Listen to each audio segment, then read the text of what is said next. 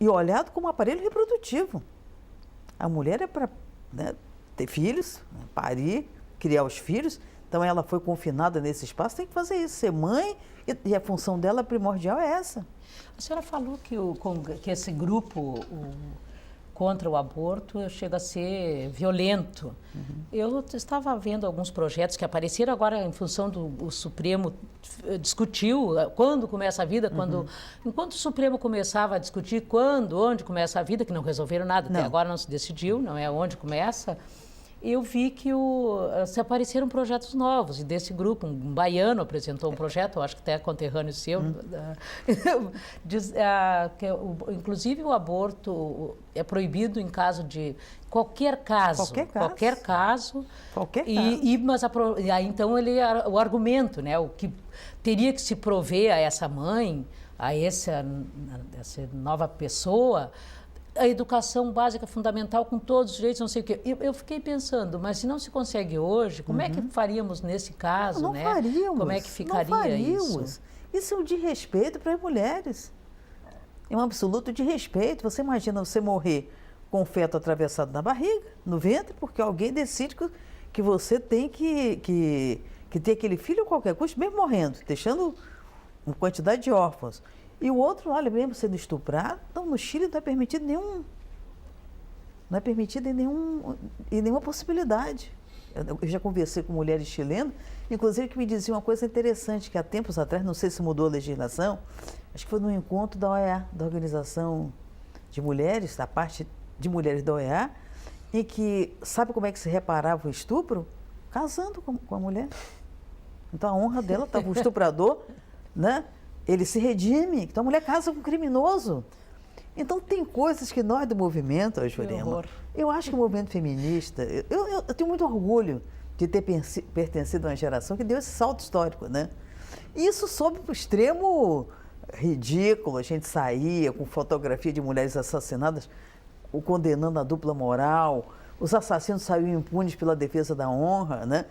E agora a questão do aborto que tem sido discutido tanto, né, pelas mulheres, hoje tem redes discutindo, tem as jornadas brasileiras pelo aborto legal e seguro. O movimento de mulheres está ativo, está discutindo, está acompanhando a legislação, mas que tentam puxar, já tentaram através daquela PEC, que nós nos insurgimos, retirar esses dois direitos. E assim a gente vai para a idade das trevas, né? E Lícia, ainda no momento em que o Papa vem ao Brasil, então aquele sentimento religioso todo muito aflorado, você não acha que essa discussão também ficou um pouco sufocada por aí? Sim, e os grupos vão recorrer, já avisaram, que querem que o Papa fale com o presidente da República, o que é um verdadeiro absurdo. Então, eu acho que esse debate ele tem que continuar, acho que o Papa não deveria jamais interferir nisso, mas vem de visitante aqui, muito bem recebido e tal. Agora chega e pede que tem ingerência na legislação, tem ingerência em coisas internas nossas. Mas o Papa já definiu que o casal descasado já pode receber a comunhão e que o limbo não existe mais. Você vê. Portanto, será que há alguma esperança, doutora Lícia? Não, quando você olha... Eu sou católica e acredito demais no Papa, não, e isso me comoveu. Eu estou rindo porque é uma coisa assim, né? Eu já tomava a comunhão, né? E limbo nunca acreditei. Sim. Né? Mas de repente é uma questão de época e de repente as crianças por decreto são modificadas. Se eu tenho um filho, perco um filho pequenininho, claro que eu vou batizar mesmo morto, né? Isso aí é uma tradição da minha família, né? E julgávamos que estava adequado, que essa criancinha iria para o céu e não para o limbo, que eu acreditava no limbo. Agora eu acho que nós temos uma consciência, um raciocínio justamente, né? Por exemplo, eu me considero católica, sou católica, rezo todos os dias. Tem nada a ver com a maneira de discernir o que é certo, o que é errado, o que é ingerência devida, o que entra na esfera de proibitiva, supersticiosa. Porque vocês viram na Idade Média, quando foram queimadas, Jurema, muitas chamadas as feiticeiras, né? Você tem que ler o Martelo das Feiticeiras, da Rosemarie Muraro, porque muitas delas praticavam aborto, davam ervas para salvar a vida da mãe, quando, pela religião, a mãe tinha que morrer para o filho viver. Então você olha que tudo isso é histórico, isso vai avançando. Ou você acha que as portas do inferno vão caber o mundo inteiro, porque a legislação, a legalização do aborto, em todos os países desenvolvidos, praticamente, existe, então, e as mulheres... Eu tenho um amigo meu que é daqui, médico conhecido aqui em Porto Alegre, ele fez um estágio em Londres, no Hospital da Inglaterra, e ele disse, Lícia, o médico nem se perguntava. Chegava ali, estava anexado ali o procedimento, olha, tem que fazer interrupção de gravidez tantas, e ele fazia aquilo como um procedimento médico. Aí dizem, o médico se recusa. Se o médico se recusa, o hospital tem que colocar outro profissional, mas o procedimento tem que ser feito. Imagina, mulher estuprada, o médico diz assim, não, eu não faço. Então, ele, porque ele tem a sua fé religiosa, ele então descumpre, né, resolve não dar o serviço de saúde para ela. Isso não pode ser. Tem que haver impessoalidade do Estado. Tem que haver, no caso das religiões, o Estado tem que aceitar diversas manifestações de religião. Agora mesmo, não sei se vocês viram no Nova Fronteira, eu estava até conversando isso antes com o Érico, nós estávamos, antes de começar o programa, que o Luc Ferry estava levando, ele foi muito criticado pelo véu, né, porque ele proibiu o véu nas escolas da França, quando ele era ministro de Educação. E ele disse que estava travando uma guerra. Tem milhões de muçulmanos e de repente, dentro da sala de aula, a guerra continuava, a guerra de lá de fora estava atingindo. Então, o que é que ele determinou? Não, os crucifixos, os véus ficam fora da escola.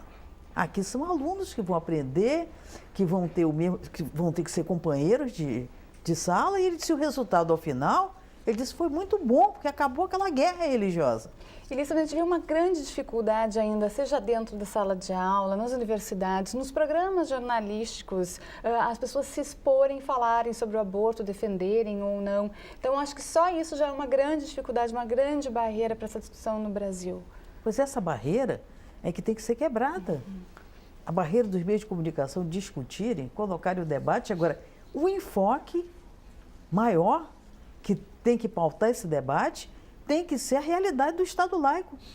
Essa é a primeira coisa. Então, o Estado pode ser submetido a uma religião, mas se houve a separação da religião e do Estado, então não pode uma religião pautar as ações de Estado. Isso é inaceitável. A senhora acha que o presidente da República deveria se posicionar nessa questão? Não, eu acho que o que acontece neste momento, né, é que o debate tem que ser aprofundado, as pessoas têm que conhecer a realidade, a melhor realidade do Brasil, com esses números que estão vindo a público, todo mundo tem que saber o que está acontecendo, e no momento que você criminaliza aquela mulher, né, que ela é considerada uma criminosa e é tratada também como tal, quando ela faz, por exemplo, razões econômicas, ou razões psicológicas, ou razões de qualquer ordem, que ela diz, eu não posso ter esse filho, eu não estou preparada, eu não quero ter esse filho, e ela induz o aborto, né?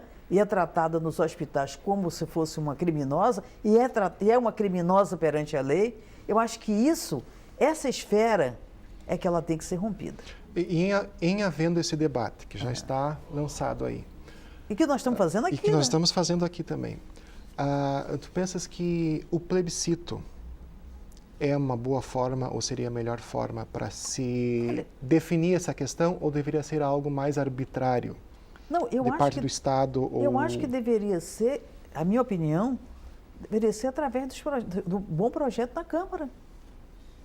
A minha opinião é que deveria um bom projeto, né, discutido, nós temos uma representação legal na Câmara, nosso representante, deveria ser através de uma grande discussão nacional, né, e deveria ter uma legislação, né, mais ampla, uma legislação mais condizente com a realidade de hoje.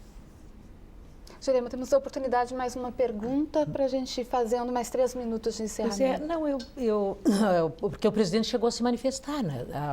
Acredito que há umas 4 semanas, quando começou esse debate no Supremo, e quando começaram a surgir vários projetos, e o ministro é que falou, mas o presidente chegou a dizer, isso é um problema de cada um. Uhum. Não é? Eu achei que aquilo pareceu para alguns um deboche, mas me pareceu interessante, parece que é mais ou menos a sua visão, é um problema de cada mulher, de cada família. Ele chegou a dizer isso, eu cheguei a ler, não se deu grande importância a essa fala do presidente, mas eu li em alguns veículos, em alguns sites, essa fala dele, através de suas lideranças na Câmara dos Deputados.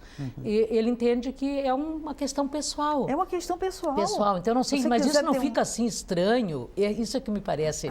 O presidente dizer, isso é uma questão pessoal, que é verdadeiramente, mas é uma questão do governo. Não, dizer, é uma questão... Saúde pública. Saúde pública é do governo. Prover os meios, agora decidir, a decisão é que ela é uma questão pessoal. A decisão da mulher. Porque ela é quem cria. Se você olhar a paternidade hoje, é uma paternidade que não é responsável, não. As gurias engravidam, e daqui a pouco a relação se desfaz. E quem cria? Vocês já viram algum mendigo homem carregando uma criança, esmolando? Quantos vocês já viram? Me digam. Vocês viram em algum lugar, eu vou lá ver, até porque será um milagre. As mendigas são com os filhos grudados ali. O pai já foi embora. A realidade é que a mãe segura a família. É por isso que a gente defende ações afirmativas, habitação para as mães, mulheres chefes de família de baixa renda, porque ela segura a família. A mulher é cuidadora. Não estou dizendo que ela é essencialmente cuidadora, eu sou contra o essencialismo, não acredito, mas ela culturalmente ela cuida. E tem um aspecto muito bom, ela cuida dos doentes, ela cuida dos idosos, ela segura a família. Quando uma mãe morre, a família geralmente se desfaz. Entrega um filho para uma tia, um vizinho vai olhar fica pela rua. A mãe ali aguenta. Não digo que é da natureza dela, mas ela é assim. A mulher age dessa forma. Por isso é que as ações afirmativas para prover um lar para aquela mulher mais pobre, porque sabe que ela é importante. Ela não vende a casa para beber na esquina. Agora, a decisão, quando ela decide que não pode mais ter um filho, ela não consegue mais ter, e ela aguenta o rojão sozinha, via de regra, né? Ela tem que ser respeitada. Ela não pode ser tratada como criminosa.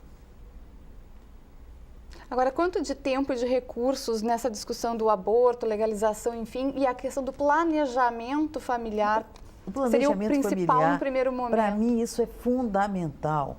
A implantação geral em toda a rede para um bom planejamento familiar, para dar acesso a todos esses métodos, para dar acesso, porque o aborto não é método de planejamento familiar, não vai ser, não é o que nós queremos, né? O acesso aos métodos, às informações para ela planejar.